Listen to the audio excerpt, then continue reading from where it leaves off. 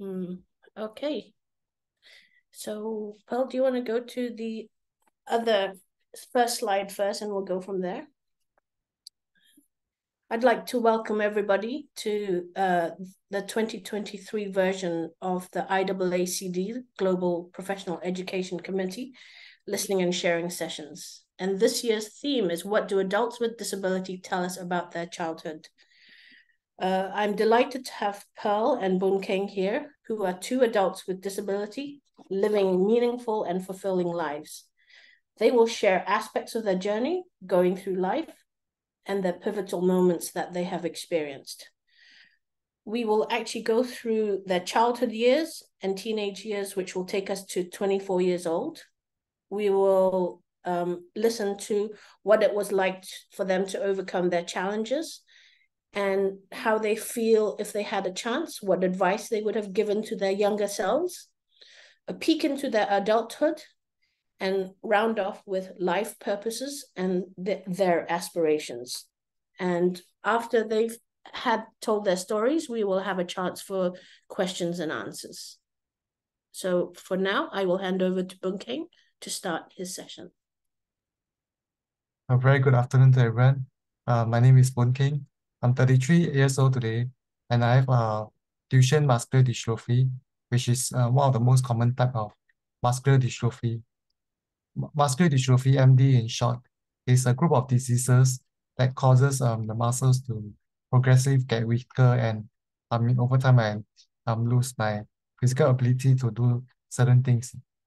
So to me, I've always believed that I'm where I meant to where I am today because of the support from the people and the community around me.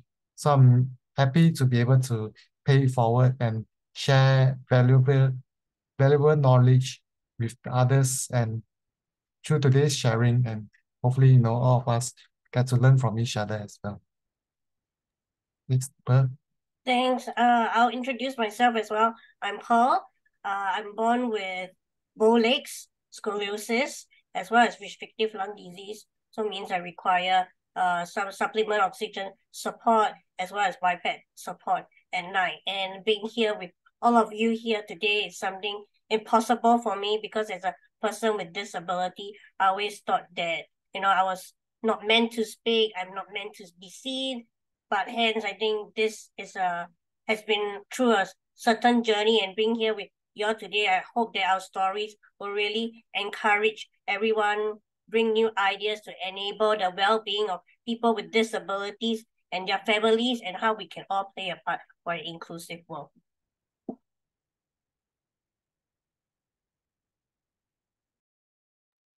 So I think now we will go into our growing up years, and I think Boon Keng will start with his part.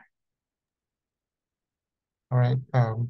So for me, in my earlier years, I was able to walk and run just like the other kids in until around 9 or 10 years old. The only issues that I had earlier on was that I kept falling down often, and I didn't have the stamina to walk and run far.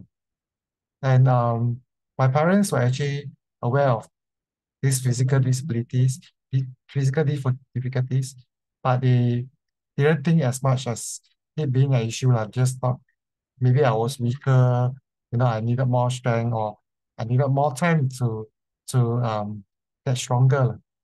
It was only until one day, by chance, my mom brought me to see the family GP because I was uh unwell that day, and just a flu, totally unrelated to the condition. But when I was there at the doctor, I think she felt she trusted the doctor because I've been seeing this GP for quite some time, and she just asked him, by the way, why is my son frequently falling down and always tiptoeing when he walks? She asked the doctor in Chinese, of course, and I was glad, the doctor actually uh, probably was quite aware of, the different conditions. So he actually referred me to the hospital for further tests, because suspected it to be muscular dystrophy. So that's how I came to be diagnosed with Duchenne muscular dystrophy at age 8. I'm thankful for his awareness back then because um, I don't think there was as much awareness of MD as that time as now. And his referral actually paved the way for myself and my family to receive various support and resources in this journey on um, learning how to cope with a disability, which later on I'll share more in a while. But meanwhile, after, for some time after my diagnosis, my mom, the person on the left in this image here, she actually brought me to seek various alternative treatments lah. So I guess at that time she was still quite hopeful of me to get normal and to be better and be normal in quotation, but just like anybody else lah. So for me, some of these alternative treatment or um, resources were actually maybe more helpful, right? Such as, I went for swimming classes, right? This helped me to delay my physical decline and help me to get some stamina as well. But most of this treatment didn't help. Some were quite painful, such as the Chinese TCM Twina, right? Is a massage. Then there was some Twina that is the uh, person actually use so much force that, like quite painful, and like sometimes I get blue back for, a couple of days after that as well. Even though I may not like some of all these, treatment, but I understood, my mom meant, meant me well, lah. Like any other parents out there, she just wants the best outcome for me. And for me, that's why of course, I went along and felt that maybe I should also stay hopeful of that lah, back then. So moving on actually to the support and resources that I mentioned that the hospital actually referred me to, there were a few social service agencies that they referred me to, and I think in the interest of time, I'm bringing these two up, AWWA, the Asian Women's Welfare Association, AWA, as well as the Muscular Dystrophy Association Singapore. So a few years later, after I was diagnosed, I first joined AWA, right, just after my diagnosis, and then a few years later, I joined MDS. Joining these organizations were of great help to me in various ways. Right, firstly, during my primary and secondary school years, AWA actually did a few school talks and went to educate my teachers, my classmates, to let them know more about my condition. I think at that point, it was very hard for me to just know after, it's only, when I was still young, it was hard for me to share about my condition. I was quite shy as well. So it feels so much better to have this professional people, the physiotherapists, occupational therapists, and the educational officers to be there to help to share with my classmates and the teachers about my condition. So it helps me a lot in letting my classmates know about all these things and what help I may need as well. Right. Secondly, I was able to know many different people, friends with similar conditions, and this made me feel less alone in this journey, particularly for MDAS, through them, I was able to make friends and also get to know how to cope with my condition through the sharing amongst the peers about how it is like to be in this journey.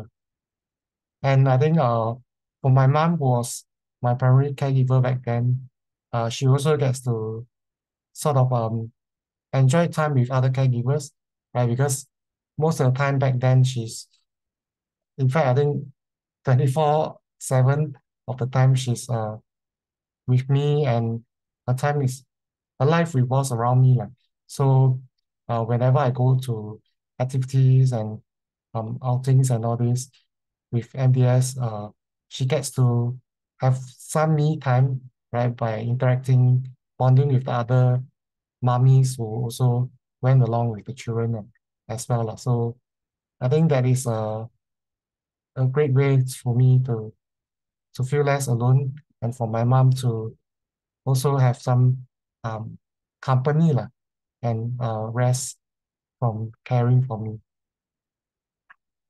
Thirdly, from this, I also managed to join different activities and programs organized by AWA as well as MDS, right?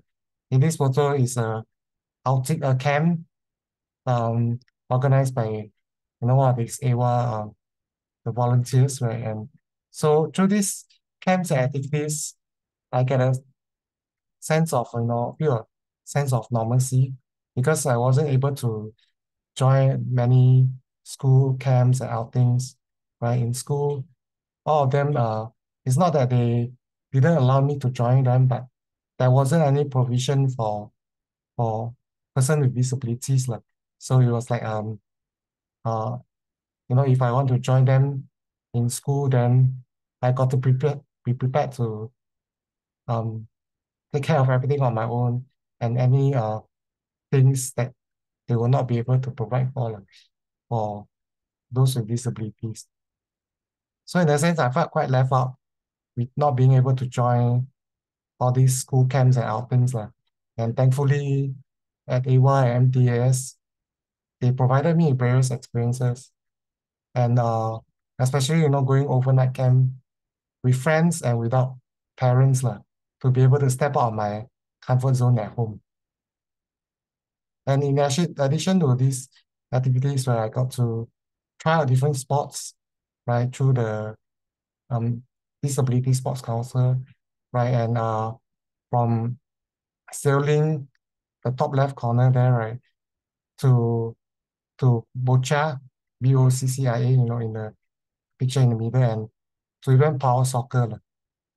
So I felt that, when I first sat on a wheelchair, I didn't imagine myself to be able to participate in sports. But then it surprised me. So to be able to join sports and even try out more sports than my other peers without disabilities could.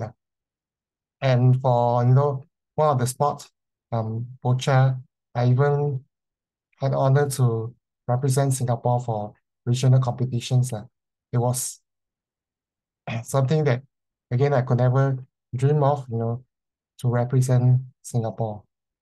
So all these experiences that I had with these organizations, they help shape my perspective on disability, in a sense that I felt that, I'm no different from anyone else, except for the extra help that I will need physically. So it was a great experience growing up for me.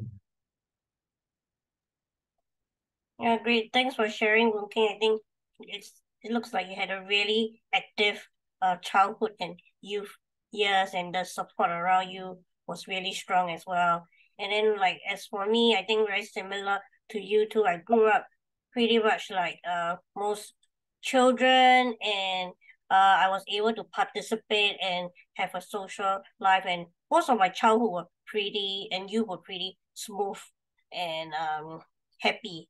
Except, I mean, then there are just a few defining moments for me as well, which I just wanted to highlight from my journey. So at 18 months old, it was also when my parents started to notice that I often fell down and my limbs were formed differently. And that was the start of all the doctor's visits. And so I was seeing various specialists. And at a young age, as a kid, we still find hospital visits fun.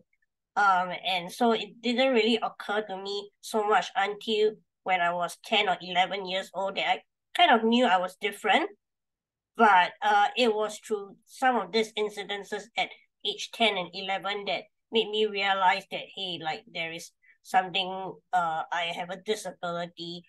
And it was one of the incidences were at age of 10, I was penalized for not being able to do physical education classes by a teacher. And then also there was a incident in school as well, where I had to carry my heavy bag as a 11-year-old up 4 stories in the school, and all my classmates went ahead of me, and I was just left behind in the staircase trying to make my way up. And that was a really like I felt really alone at that point in time, and I was really very sad as well. And another moment was, as you can see in the picture here, I was up in Genting Highlands at age of 13. I head out to Genting Highlands, not having the full awareness of my condition yet. At the moment, we haven't diagnosed me with restrictive lung disease. I went up there, I wasn't able to sleep in the highlands. I sat up throughout the three days there, and after I came down, I lost my voice, and that was when we started to realize that I actually need supplement oxygen support. And also at age of 17, one of my teacher told me to get around school on my own in a manual wheelchair, so as not to trouble my classmates. And so these are the challenges in school and my growing up years due to the lack of awareness, whether it was self-awareness as well as education around disability and rare diseases, whether is it ourselves or the public. And from that moment, I learned that, well, it's a myth that I cannot ask for help. So I learned to be independent, strong, resilient, and I realized I had to work doubly hard. Since I was lacking in my physical capabilities, I realized I had my intellectual capabilities. And so with that, I decided to work super hard so that I can survive in this world as well. So yes, like this is what these are the values that I've learned to overcome my challenges through the years after.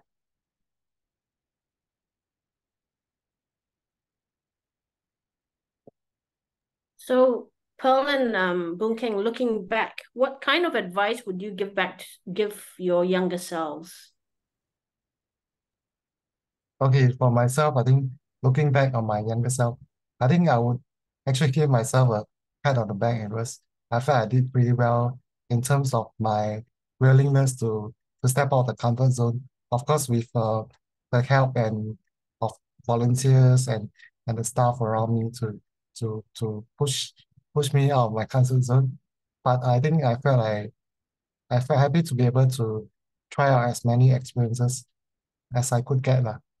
That to me was the most important part for someone with this condition, because I know that I will just get weaker and things that I could do in the past might not be able to happen in future lah.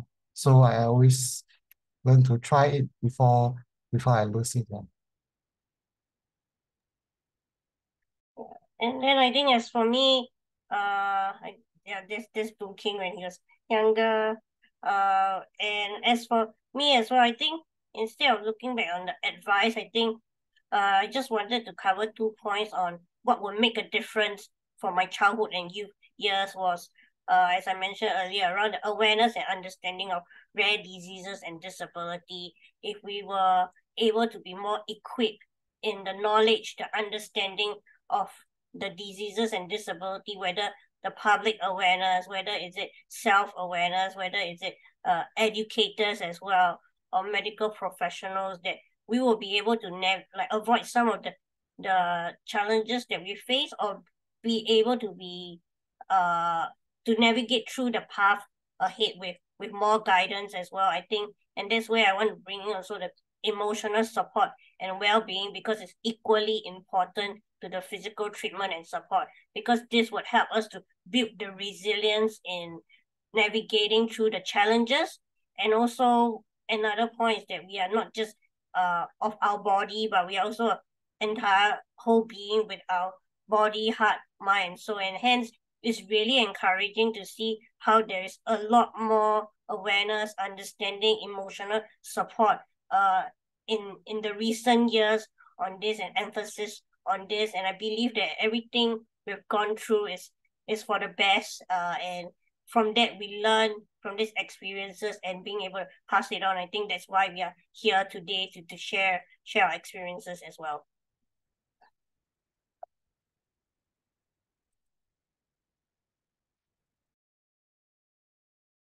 So transitioning from childhood to adulthood is challenging internationally as well. I will now leave it to Boon Kheng and Pearl again to actually go through with you about the adulthood experiences and their life purpose and aspirations in the next segment. Thank you.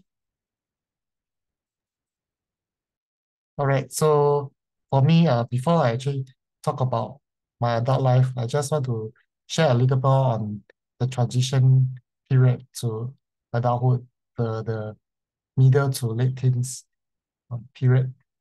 So because of the strong support from the family and the organizations I mentioned early on, I was positive and motivated as a teenager. I wanted to live outside of the stereotypes that people may have of PWDs. And at the age of 16, I was actually I already knew what I wanted to be. I wanted to be a motivational speaker. That was primarily because I was so inspired by a trainer that I met at a motivational workshop I attended during my secondary school years.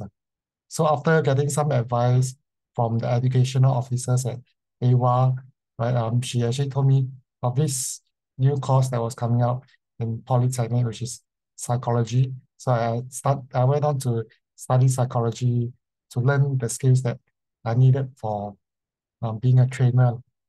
And from then on, I went to the university to actually do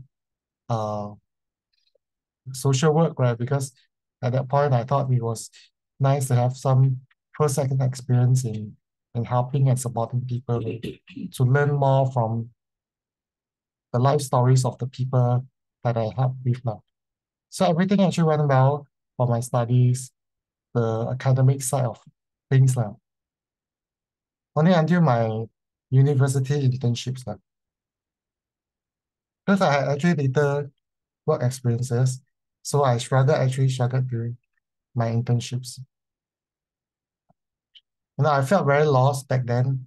I didn't know what to do most of the time at the internship place, and often need to seek help from my supervisor. So I needed a lot of hand holding. And through these experiences, I actually started to lose confidence of myself, and I had started to develop a lot of self-doubts. I doubted my abilities, especially my physical ones, because I needed so much help, more help than I used to think I needed, right? Then because of these self-doubts, I actually didn't apply for any job after I graduated from the university. However, I was lucky that work actually came knocking at my door instead. So I had two employment opportunities, and both were actually companies that hire PWD. So they went directly to AWA as well as MDS to recruit employees. So in fact, one of them was like the boss actually came to do some training with us. And from there, from the training, we went to on the job working as well. I actually took on these jobs because they were readily available, but they weren't exactly what I was looking for, right? They were in the field of IT, which I wasn't interested in because I always thought, a lot of persons with disabilities work in IT, right? So it felt like a stereotypical field that PwC's worked in. So I didn't want to fit into that mindset. That's why I wasn't keen in IT. So actually a few years into my adulthood, life actually started spiraling downwards for me, right? Career-wise, like I mentioned, I wasn't happy with the job. I didn't find any sense of satisfaction or fulfillment within my job. I struggled to get motivated for work. And then physically, I was getting a lot weaker as I was less active. I work from home most of the time, so I wasn't moving around as much as I did as compared to my starting years. And most of the time, being on my computer meant that I am not moving around and my muscles actually weaken a lot faster. And lastly, I actually had the biggest setback in my life, which was a failed romantic relationship. For me, I've always been uh, mad about love, Louis, trying to think of when I can find my first girlfriend and all this. So when I was in my first relationship, I was on cloud nine and I was very happy about it. But I was also thoroughly heartbroken, when I fell outside of the relationship, when we broke up as well. So all these setbacks in the different areas of my life left me feeling very defeated. I felt that all the dreams, the beliefs that I had of myself and of life, actually went down the drain. They were all shattered. I I even started blaming my disability for all my troubles that I have. And the previous belief that I had that I'm no different from anyone else, aside from the extra help I needed, that belief was um, gone as well because I felt that my disability was a very big issue for me. So that was the lowest point of my life. And I even started thinking whether my life was coming to an end because I just felt like doing nothing, just felt like lying around all day. And, ironically, what put me back from that was actually my own fear of death. I've always been very gassy, there's like Hokkien, which is scared of dying, especially since young, after I got my diagnosis of this condition, I often hear about how, from news and all these doctors saying that patients with MD have much shorter life expectancy. So I was always thinking about, whether my life would be as short as they say.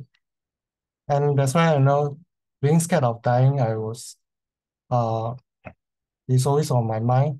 So when I thought at that point, since I'm scared of dying, but yet um, I was acting like I was already dying because I was not doing anything. It was such a conflict for me at that point, and this actually woke me up. It spurred me on to um, think of doing something for myself and not just think like I'm already dying or I'm already dead. So I shouldn't be wasting the time that I'm left with. And from that, it was actually the turning point for me to find myself. Yeah. Thanks for sharing, Gu King. I think from the youth to adulthood transition is a really interesting turning point for many, whether with or without disabilities. And for me as well, it was the start of a very interesting journey because it's completely opposite of a student life. There is no roadmap. There's no instructions like we had when we were a student, and it's like a tunnel with no light in sight. And that definitely brought me a lot of anxiety, and hence it just got me in my 20s to be lost living in a vicious cycle of insomnia, negative thoughts, health issues such as regular lung infections, and I also lost my menses for 8 years. And it was a very stressful and frustrating period. And why it had been so was this top 3 mistakes that I made during my 20s. So the first mistake I made was that I tried to do everything on my own because I felt like I cannot receive help. And there's only so much we can do on our own as we are limited. And the second mistake I made was I put others before me and neglected myself. I was everything to everyone and wanted to be good to everybody and sometimes at the compromise of myself. And thirdly, the biggest mistake I've made was that I actually rejected and judged my own disability. Disability felt like a bad thing to me. I had the desire for normalities, and with that, I actually judged and avoided anyone with disability, as ironic and contradicting as it is. Because all I wanted to feel was to feel normal.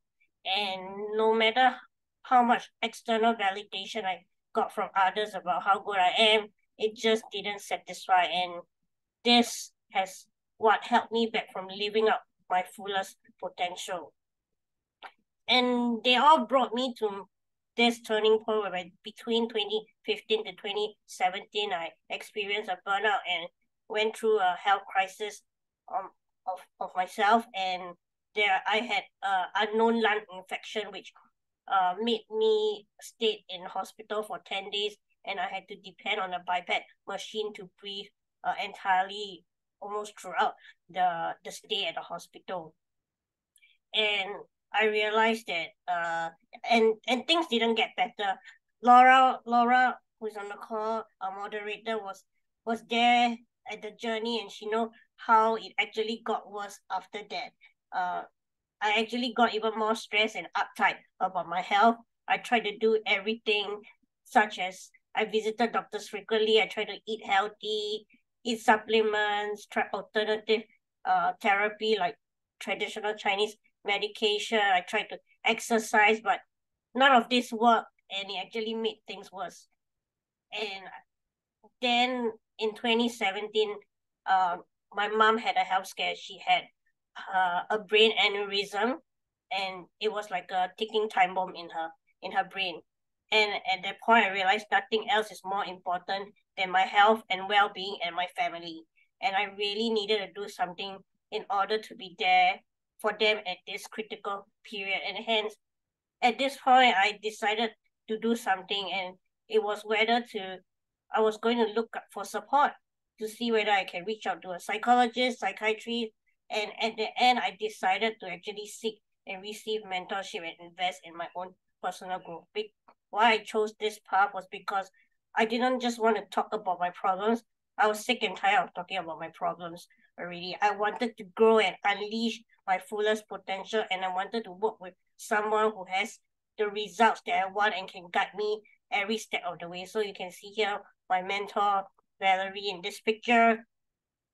And what I thought I needed was more supplements, more exercise, and a positive mindset to break through. But at week 3, in my sessions with my mentor, I learned that what I actually needed was to actually express my emotions, heal, and find closure from past experiences with different people in life. And that includes all the experiences and examples I shared earlier in order to break through. And that was my missing link. It was the heart, the emotions. And from that, within 3 weeks, I was feeling alive again. I could finally sleep deeply through the night. My physical energy greatly increased, and I thrived at a week-long company outside, which usually by the end of it, I would say that my body would have crashed and in the past as well, but it did not happen. I actually thrived at it. As you can see me with all my cakes, very happy there as well. And other breakthroughs that came from it was from actually taking antibiotics, having regular lung infections, to experiencing this improvement in physical health without any supplements or medication. And my respiratory doctor actually said that my lungs have been clearer than ever. And so it was really like a dream come true. And so may this encourage everyone that there is still hope for a happy and meaningful life.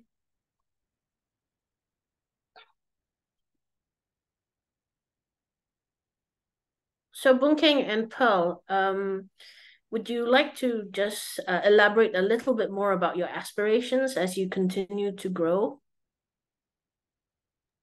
Okay, I'll start first again. So to be honest, I don't have any aspirations at this point in time, right? For me, I think as I started to get a lot weaker and with less stamina, I find it increasingly difficult to dream big, to set long-term goals or just get excited over a big project.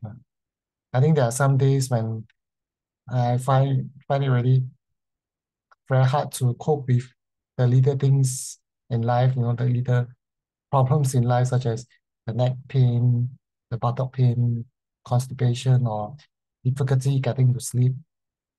With all these things, I don't think I can even think about doing the bigger things in life, lah. Right? In fact, I think I read this of here, someone with similar condition, Jonathan Tiong. He said in this interview with Channel News Asia, I literally every morning make it one goal to make it to the end of the day with as little damage as possible, lah. So to me, when I first read it, I was like, wow, it actually perfectly describes what I feel about life now, lah. To be able to uh, have as little issues throughout the day as possible. That's one of the happiest day I would have already, lah. Of course, sometimes there are still times when I get some inspiration around from people or around the places that I have been to. And then there are also strong encouragement from people around me, lah. Those will get me motivated to want to do something, right? I think one such occasion was, when I decided to write this book here, titled Can I Love?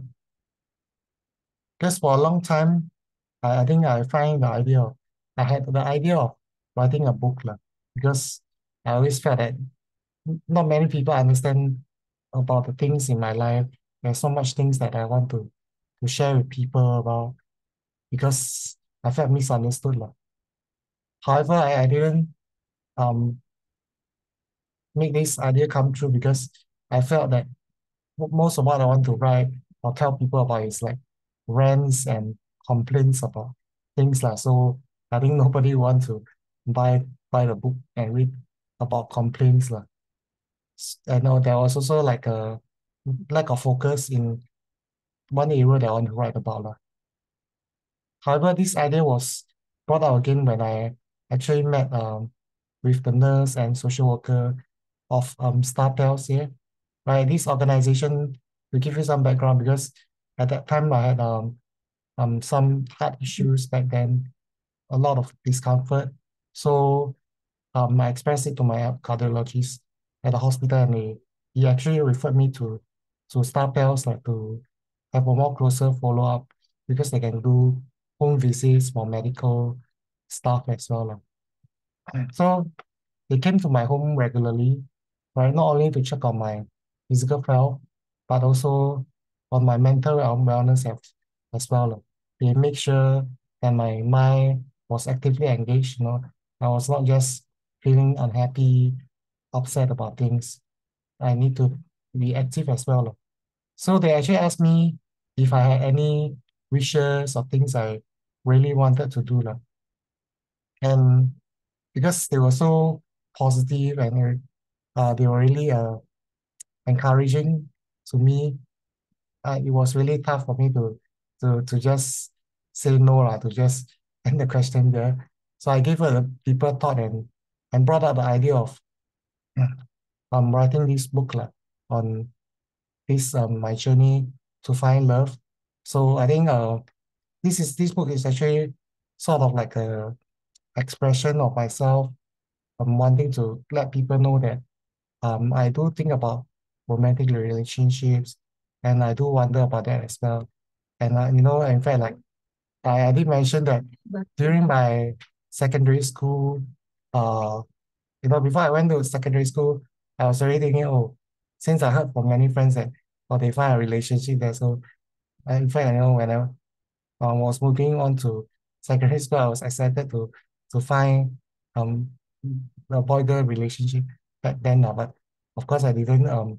So for me, I think writing this book is about how I wish that people can start thinking about more about person with disabilities, that is their life doesn't just revolve around education and work, but there's also the social aspect of things, and other issues, even like relationship matters. So hoping that this book that I wrote will open up more topics about it. Yeah.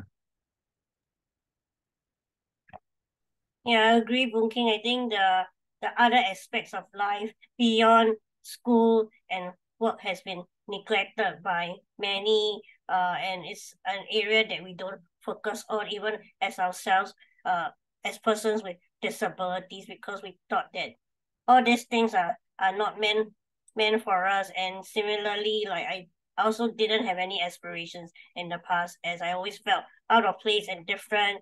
And because as long as I have my disabilities, I can never have any aspiration or happiness or success in life. And this false belief was actually affirmed by life experiences and public perception of PWDs, which form our own self-perception as well. So for example, only even in recent years that I was speaking to a job coach, and she has actually asked me to lower my expectations and aspirations of looking for a role that is more senior, because my health won't be able to cope with that.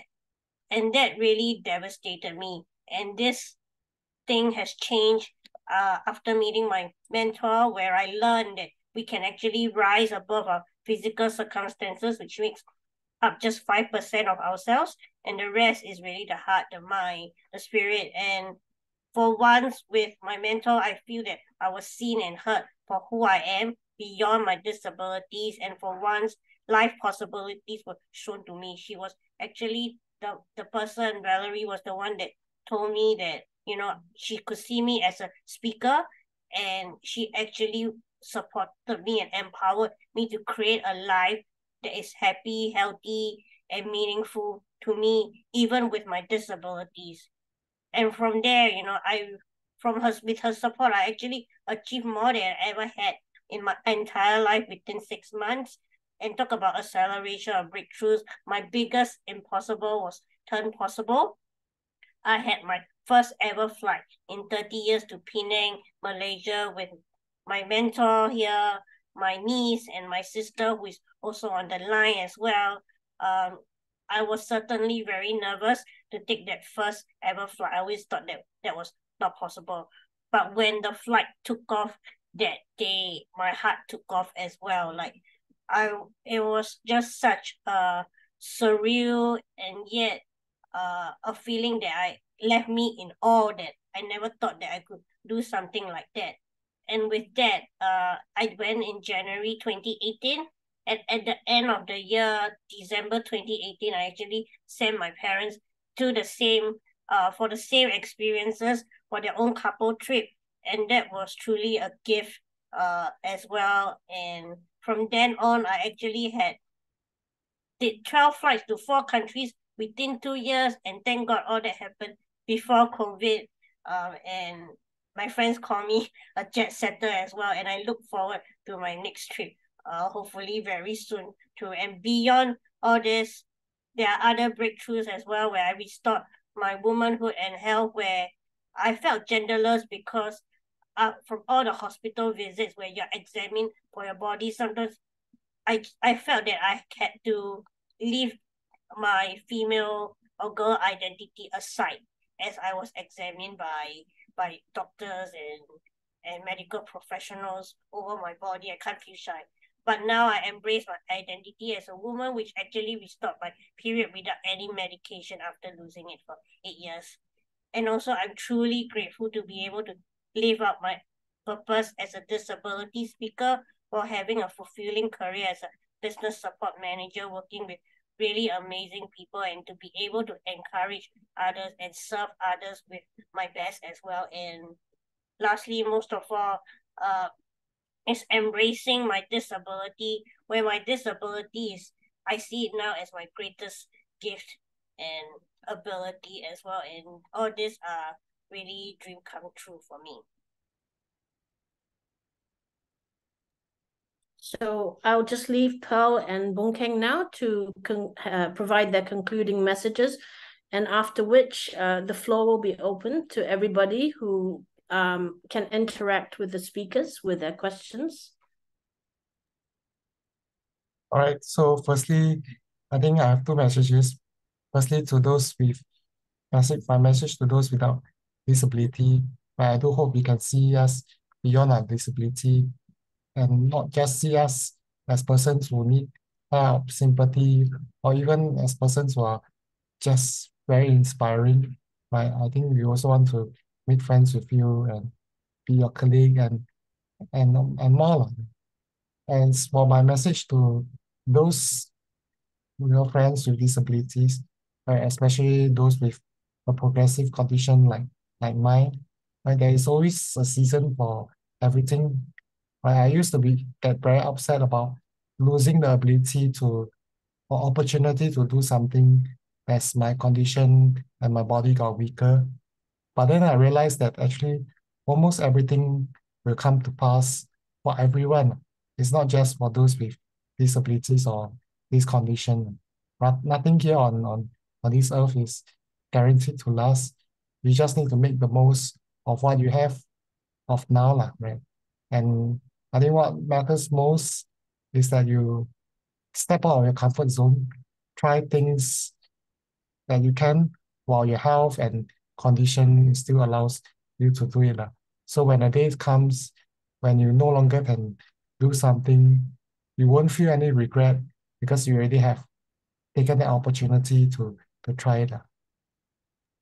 Yeah, I also echo what Boon Kheng has just shared around, looking beyond our physical appearances and disability. I think in this world, as a society, or even as medical professionals, we really focus a lot on diagnosing the condition, what our diagnosis is, and it's not easy to look beyond these conditions and disabilities and look within our heart.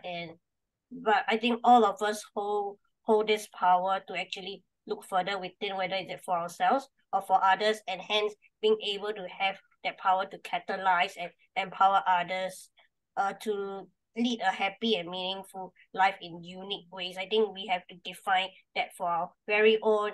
And I think today, for everyone here and those who will be listening to this, is what will you do with this power today that is within you? I hope that today our sharing may shed some light and encourage you to put this power into good use and to really help each other to unleash their fullest potential in our very own ways and make this place a more inclusive world. Thank you. I see that there is a comment in the chat to say that thank you very much for sharing your life experience, your struggle, and being so open and honest, Boon Kheng and Pearl. This is from H.N. Chong. I will open this up to the floor. To anybody else, you can just unmute yourself and speak.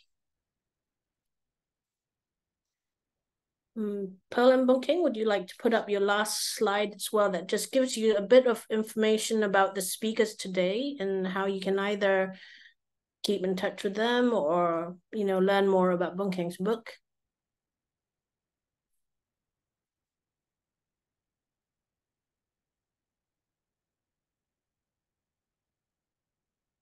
What I might do is maybe start the ball rolling with question to both speakers. Thank you so much for your time and your stories. How do you feel, moving forwards as that society is changing for the better, or do you think we're just being too complacent about what we are doing with inclusion of individuals, persons with disability into society? Okay, would you like to go first?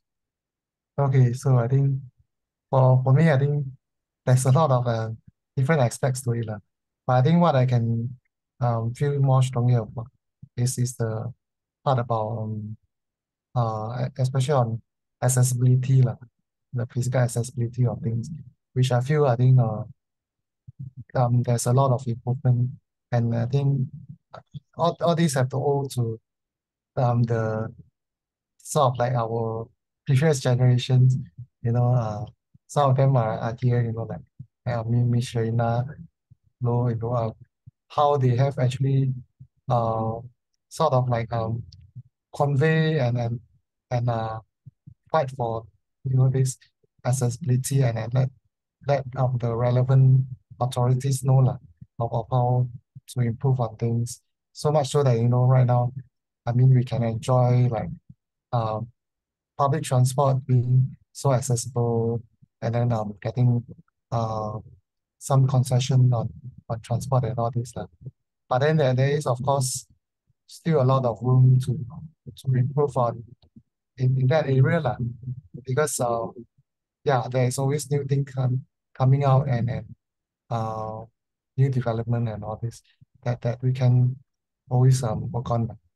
And I think the other aspect of accessibility on not just the hardware but the hardware, where people come into play, right? Also, there's a lot of big improvement with people's mindset about those with disability.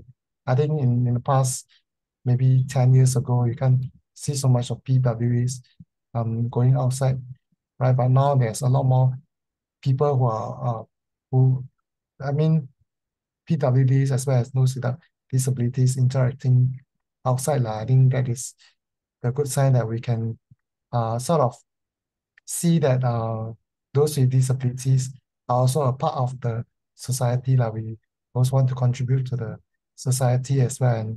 And it's not just, we are not just staying at home, right? But also should go out as well to interact with others.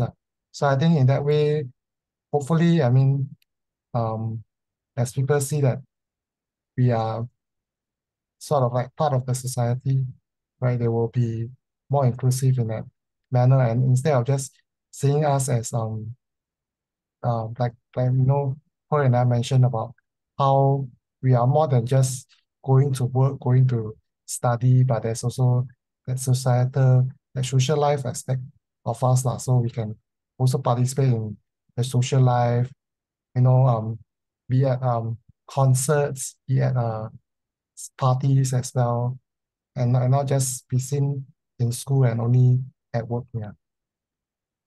Yeah, I agree, and I'll build on Boon King's point around. I think how accessibility has really enabled participation, and I think we shouldn't be complacent around continuing the accessibility improvements.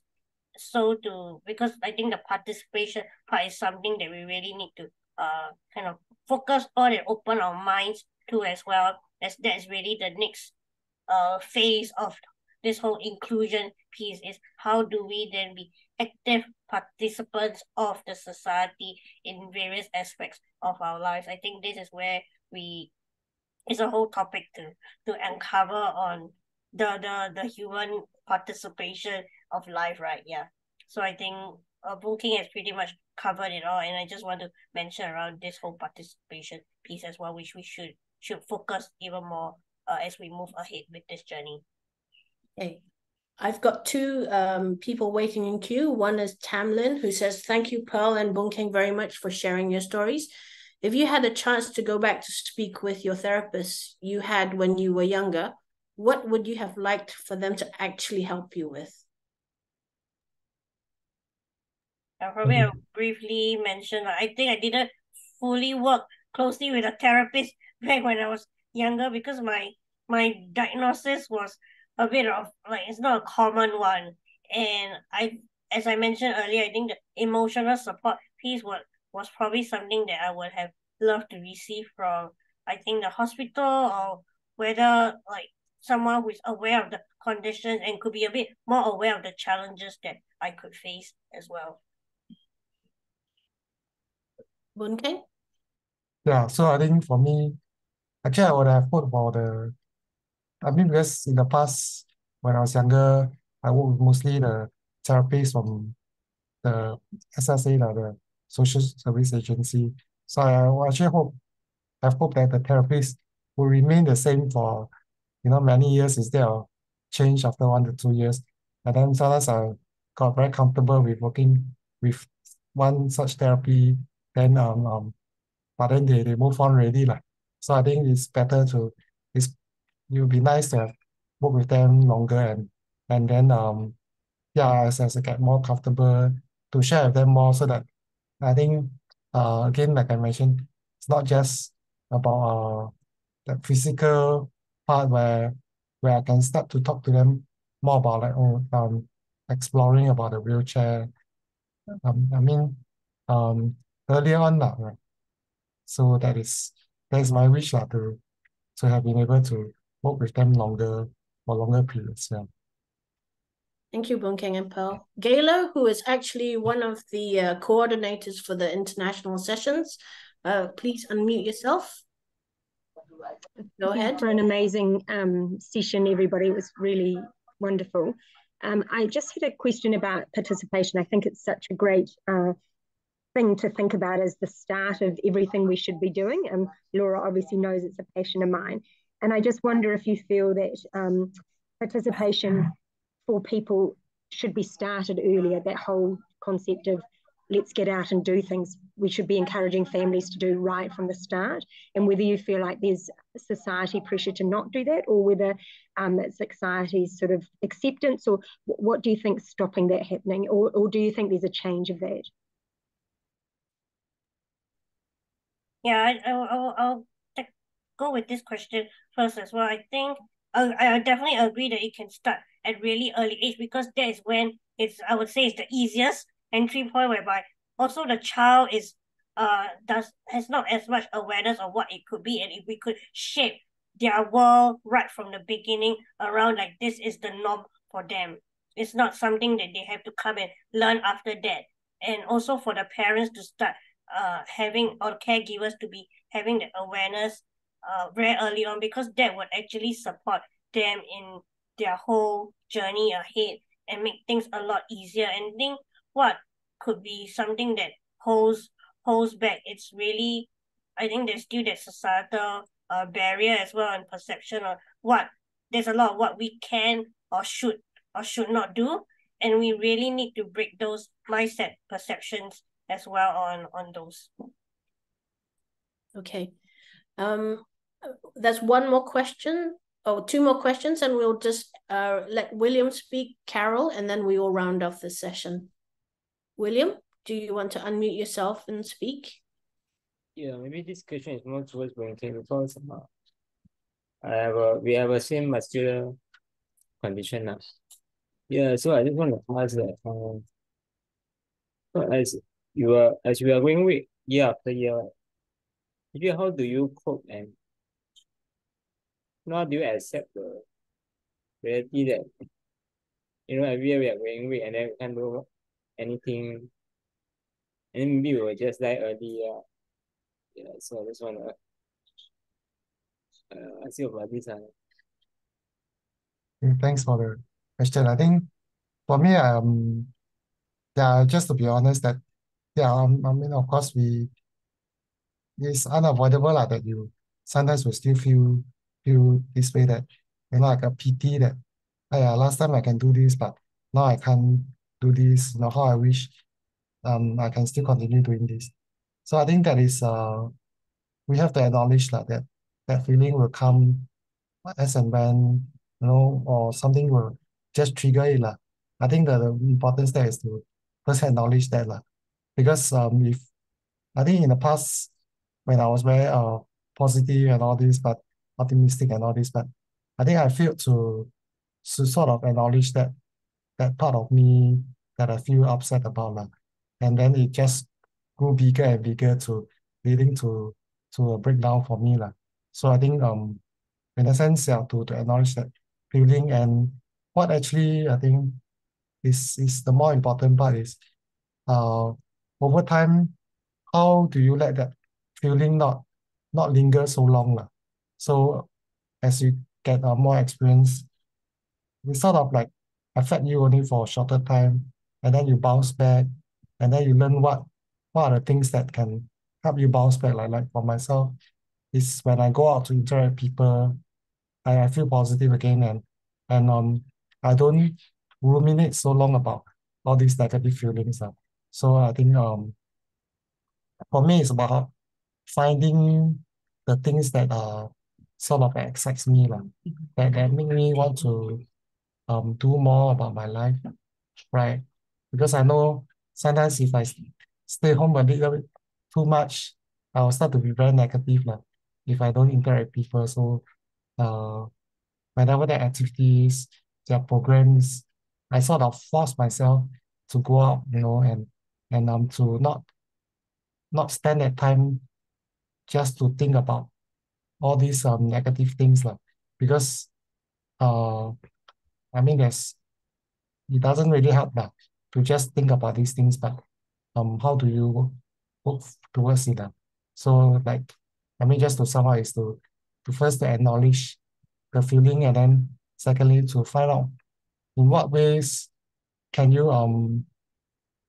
sort of motivate yourself to do something about it, or to sort of like distract yourself away from such thoughts yeah. Pearl, do you have anything to add? Because I know you've also been through like some, yeah. I do, but I think I'm just conscious of time. We'll cover Carol's questions, and I think William will happy to cover this offline with you. Okay. Yanni, would you like to unmute and questions? Boon Keng's probably partly answered what I was going to answer in that previous question. Adolescence seems like it was a really challenging time for both of you, and you've worked your way around that and brought yourselves to different places. But what could have happened to have stopped that dip? And is it because adolescence is very challenging for everyone? But what could have helped you at that point to stop things getting perhaps so challenging? Yeah, I think from my perspective is really having someone who was, I think, equipped enough, or also being able to have someone who is able to understand and relate to this, and have someone to speak to, and be having the regular checkpoints throughout those periods. And it has to be someone from a objective and third party perspective, because that was what I found that really helped me. I just wanted someone who does not have any bias against me when I'm speaking to them, and that I'll be able to share my things really freely with them in order to go through this periods. But that said as well, I feel that all of us have to sometimes go through this dips, and hope ideally not go too deep. And I think very grateful. I think most of us are able to have that support at the right time. But if not, I think as whether medical professionals as the patients see their doctors or therapists, that they could at least be a bit more aware of, if they observe this dip during their consultations. I think that's where we want to be able to pick them up quite quickly, and so that it doesn't go further down as well. And sometimes the individual doesn't share, but we have to be very persistent on that as well when we notice, because if we are unhappy, sometimes like Boon Keng said, right, we will just be positive, try to be positive, and we won't share it until we feel safe to actually break that wall down. So yeah. Thank you. Thank you very much. On that note, I'd like to end this session that has been very thought-provoking. And thank you very much, Boon Keng and Pearl, for all the effort and time that you've put into doing your presentations.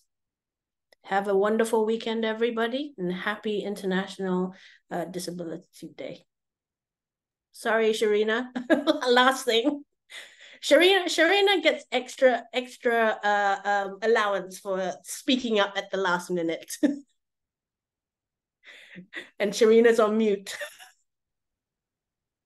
I clicked the wrong button. It's not that. Sharina, But since okay. I'm here, I want to say congratulations, Boon King and Paul. Wonderful stories. And I want to say is that because you dare to share and being vulnerable, you will be even a stronger person because you are ready to face the challenge with others and you're inviting others to join you. So congratulations again. Thanks, Thank you, Laura. everybody. Yeah, thanks. Thank you. Thanks, Carl. Thanks, Boon King. Yeah. Thanks, Thanks, Jenny. Jenny. Everybody. Bye, Thanks, Jenny. everyone. Bye-bye. Bye. Bye. Bye.